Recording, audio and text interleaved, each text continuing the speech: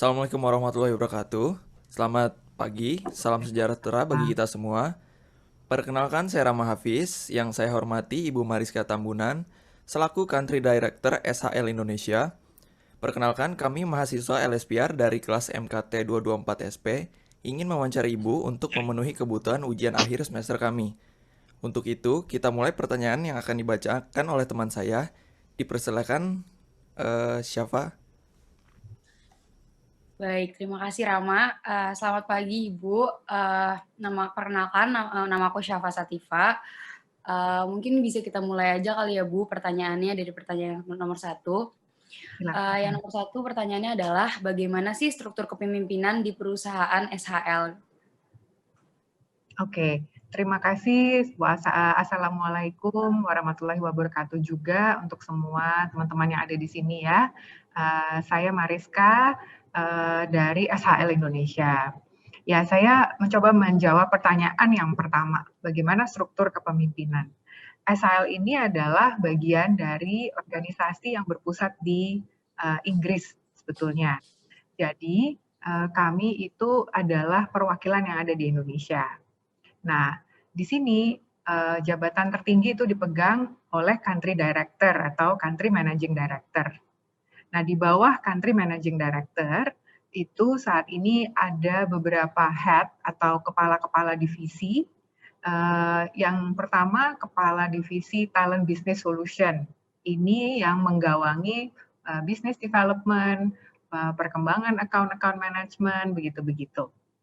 Sementara yang kedua adalah divisi proses enablement. Ini adalah yang mengatur operasional atau produksi di dalam.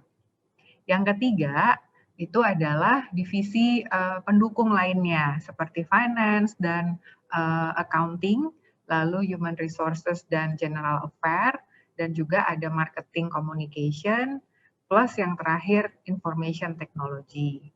Nah, karena kami konsultan, jadi struktur organisasinya tidak terlalu birokratis, dia lebih cenderung flat. Jadi dari saya langsung kepala divisi, dari kepala divisi langsung kepada tim konsultan-konsultan. Begitu kira-kira jawaban untuk struktur kepemimpinan perusahaan. Baik, terima kasih Bu jawabannya. Kita langsung lanjut ke pertanyaan nomor 2 aja ya Bu. Pertanyaan nomor 2 adalah konflik apa sih yang sering dihadapi dan bagaimana cara mengatasinya? Ya, ini pertanyaannya menarik ya. Konflik apa yang terjadi? Konflik yang terjadi rasanya umum ya, seperti misalnya begini, setiap divisi itu memiliki tujuan dan fungsinya masing-masing.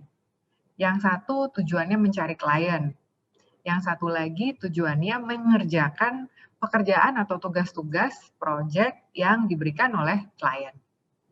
Tentunya ada saatnya di mana yang sana sedang banyak mencari, yang sini kewalahan mengerjakan. Jadi ada konflik-konflik tugas. Tetapi namanya organisasi kan memang harus bisa menyeimbangkan antara konflik-konflik itu supaya tetap hasilnya baik. Itu konflik dari sisi kelompok begitu. Tapi kalau konflik dari sisi perorangan ya, individu begitu, konflik-konfliknya bisa jadi ya turunan dari hal-hal yang tadi. Jadi kalau misalnya individu itu ada dalam divisi tertentu, dia pasti akan menjunjung tinggi tujuan dari divisi dia. Jadi dia akan misalnya tugasnya mencari klien, ya dia akan terus interest-nya atau usahanya mencari klien.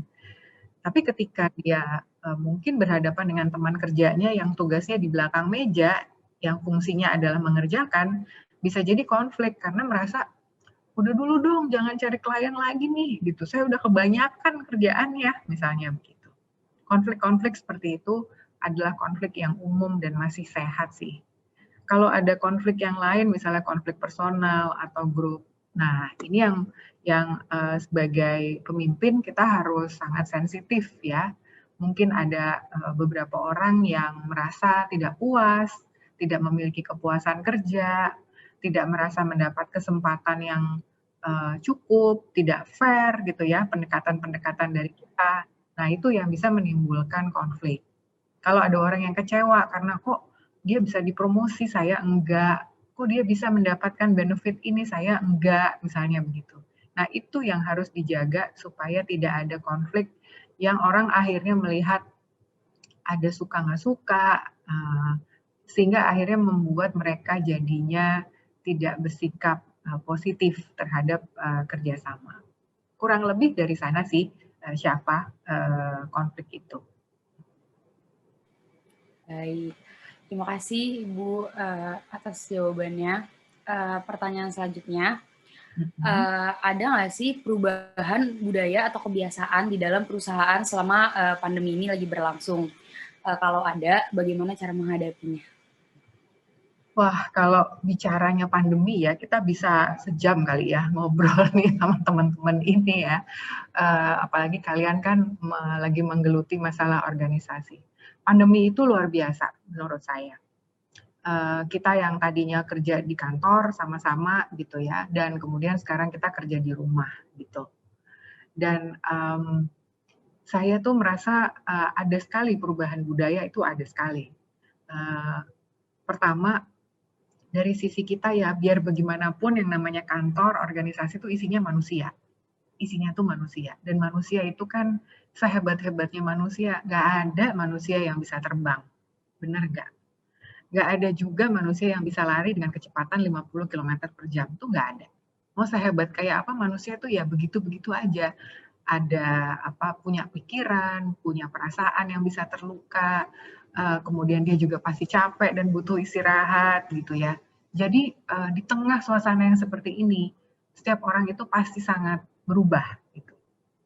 Kemudian nanti dia bisa stres, dia bisa sakit, dia bisa macam-macam, tapi di sisi lain dia juga butuh pekerjaan, dia butuh uang, dia butuh pemasukan gitu ya. Nah, itu berubah sekali budayanya. Semua pindah ke online.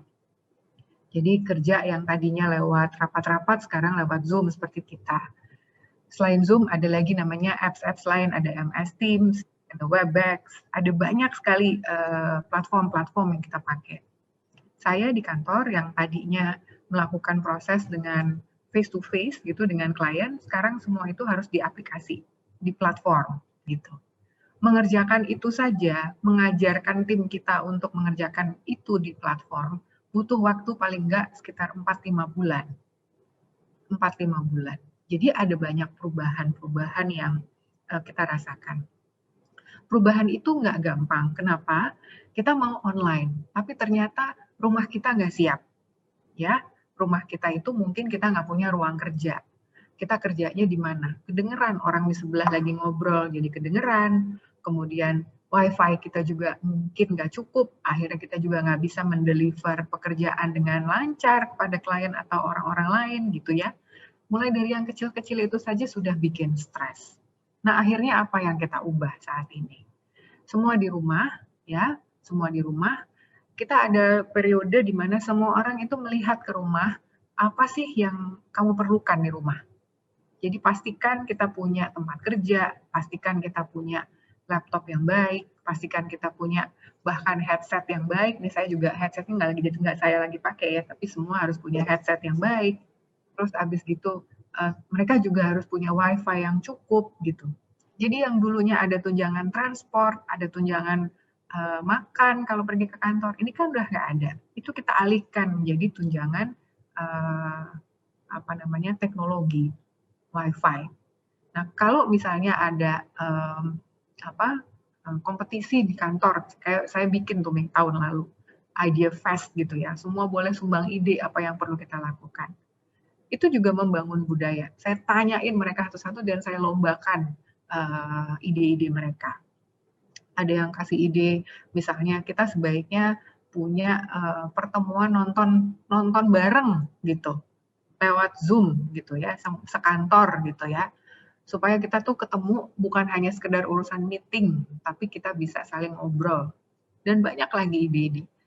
Pemenangnya itu sekarang ini, kalau dulu pemenangnya itu mungkin dapat apa, sekarang udah enggak.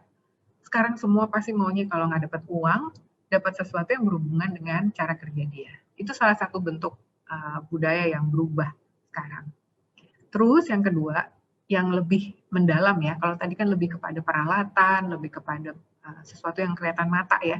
Kalau nggak kelihatan mata, cara berpikir kita di budaya yang pandemi ini, juga untuk teman-teman di sini ya, para mahasiswa ini harus berpikir minimal 1 langkah di depan. Kalian pasti semua generasi yang di bawah saya nih pasti jadi lebih pintar. Saya justru belajar dari generasi kalian gitu. Kalau misalnya belok ke sana udah tahu jalan buntu, ngapain kamu belok sana? Makanya pakai Google Map kan kemana-mana gitu. Sebenarnya kalau orang dulu kan udah jalanin aja, nanti kalau buntu baru cari jalan lain. Sekarang udah nggak bisa. Jadi kita semua harus berjalan 1 langkah di depan. Kalau udah canggih 1 langkah, 2 langkah di depan. Jadi kalau bisa risiko yang nanti bakal kita hadapi, katakanlah besok, udah kita atasi hari ini, sehingga risikonya nggak kejadian. Itu yang saya selalu minta kepada teman-teman. Mereka nggak boleh keluar rumah karena protokol kesehatan kita ketat sekali gitu ya. Jadi di tahun pertama COVID, hanya 1 orang yang kena COVID di kantor saya. Karena saya benar-benar atur situasinya supaya mereka bisa antisipasi. Mereka harus antigen, mereka harus rapid waktu di awal-awal. Jadi kita seperti 1 langkah atau 2 langkah di depan dari masalah atau risiko. Itu mungkin yang bisa saya sampaikan perubahan budaya. Sama juga dengan sekarang. Klien udah ketahuan nih gayanya. Kalau klien ini pasti minta ini. Mungkin kalau nggak minta hari ini, pasti mintanya besok. Ya udah, sebelum dia minta itu kita udah siapin. Sehingga begitu dia minta, kita udah bisa langsung mendeliver. Begitu mungkin perubahan budaya dan kebiasaan baik dari sisi pribadi maupun kelompok kerja maupun dari cara kerja keseluruhan di kantor. Baik, terima kasih Ibu. Pertanyaan selanjutnya nih akan ditanyakan oleh teman saya yaitu Rani. Oke.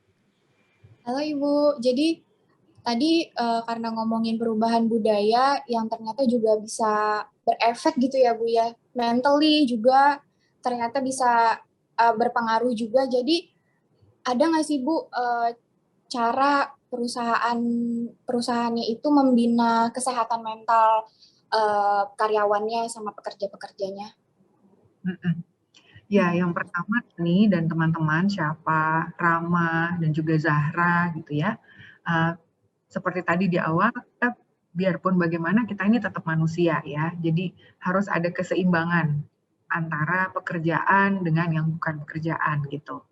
Nah, itu kuncinya adalah sebenarnya kita di kantor berusaha supaya mereka itu ya memang di rumah work from home, bahkan sebelum pemerintah melarang kita ke kantor, kami sudah work from home gitu.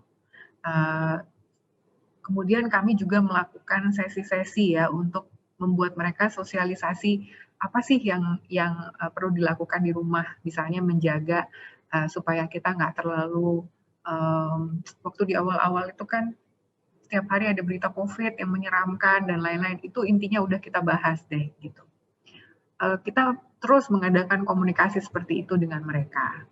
Lalu mulai dari kesehatan mental, mulai dari kesehatan fisik dulu. Jadi kesehatan mental awalnya memang kesehatan fisik gitu ya. Kita pastikan mereka semua itu kemarin sebelum COVID kita work from home di bulan Maret 2020 tahun lalu, itu sudah kita supply dengan semua kebutuhan medis. Jadi misalnya ada yang perlu divaksin influenza, kita vaksin. Bukan vaksin COVID ya, Mas, waktu itu belum ada. Jadi masih vaksin influenza, itu kita vaksin. Kemudian setelah itu suplai vitamin, lalu tentunya kita mengajak mereka untuk jaga kesehatan di rumah. Nah, setelah mereka jaga kesehatan, itu kita justru mulai dengan kesehatan mental. Setelah itu ya, kita justru dalam meeting-meeting itu nggak menanyakan target-target pekerjaan saja, tapi kita juga menanyakan apa sih yang mereka lakukan di luar dari pekerjaan. Jadi misalnya ada yang jadi punya hobi baru, yang dulu nggak pernah masak jadi masak gitu ya, yang nggak pernah yoga jadi yoga gitu, yang dulunya mungkin kita nggak tahu ternyata dia punya keahlian membuat rajut-rajut apa tuh ya yang tali-tali kemudian jadi tas, jadi pajangan dinding gitu.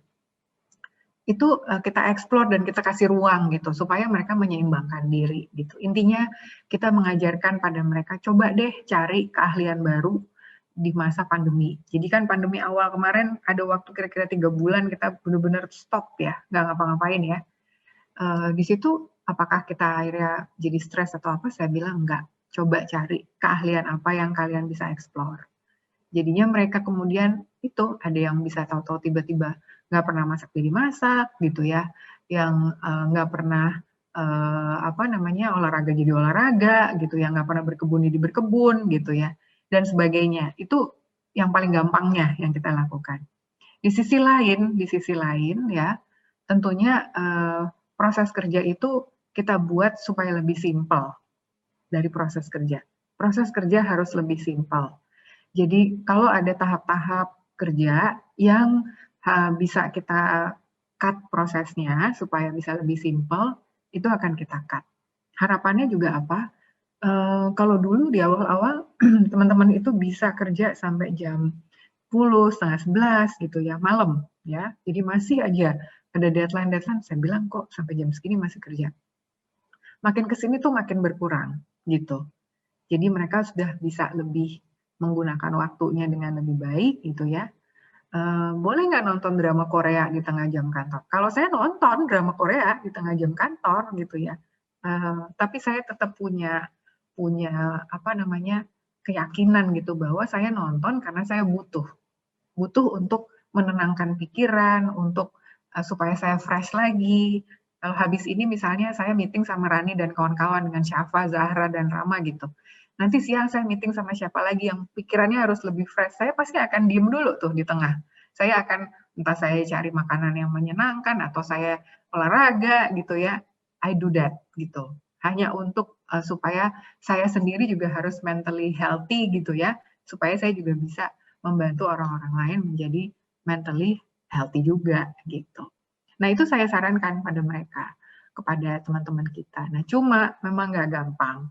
Ada dari mereka yang nggak selalu bisa menggunakan waktu, jadi selalu terdistract.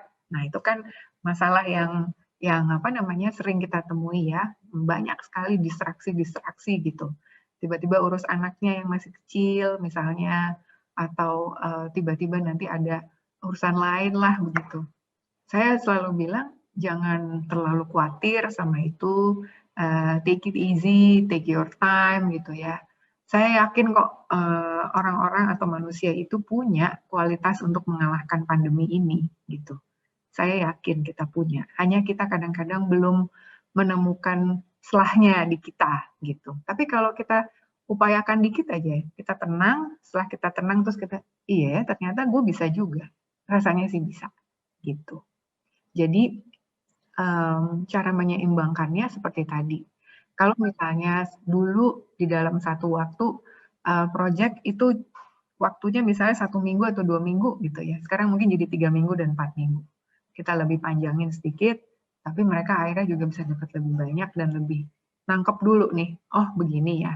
Jadi kalau dulu tuh proses persiapan project cepat, pas pelaksanaannya yang kita gedebukan gitu ngerjain. Kalau sekarang proses persiapannya yang lama gitu, karena kita mengantisipasi semuanya supaya pada saat jalan prosesnya jadi lebih mudah buat semua.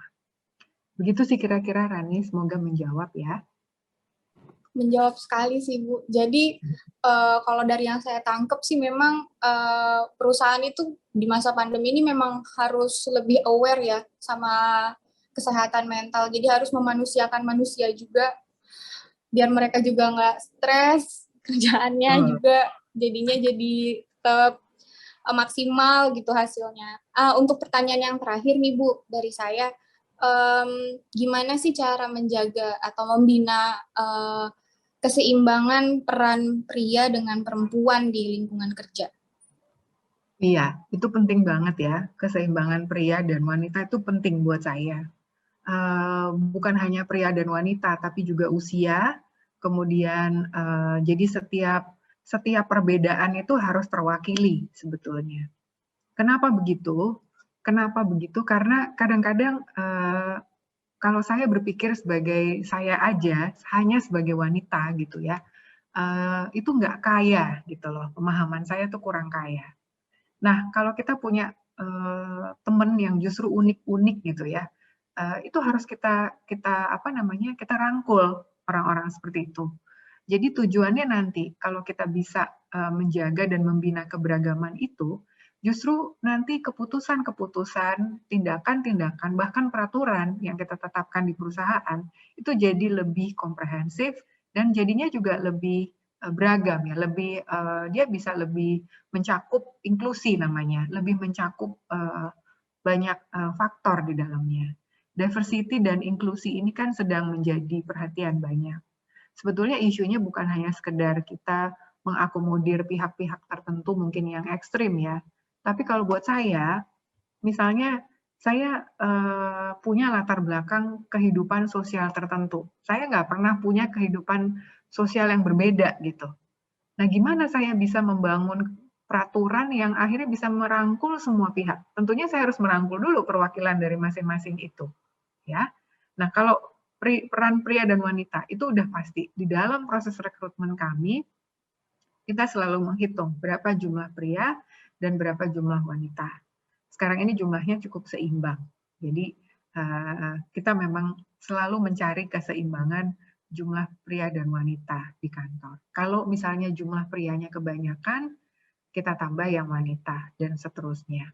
Bukan tadi selain pria wanita juga umur ya. Jadi kalau sekarang ada umurnya yang Gen X gitu, kemudian nanti ada yang milenial, yang Gen Z-nya juga mesti ada gitu.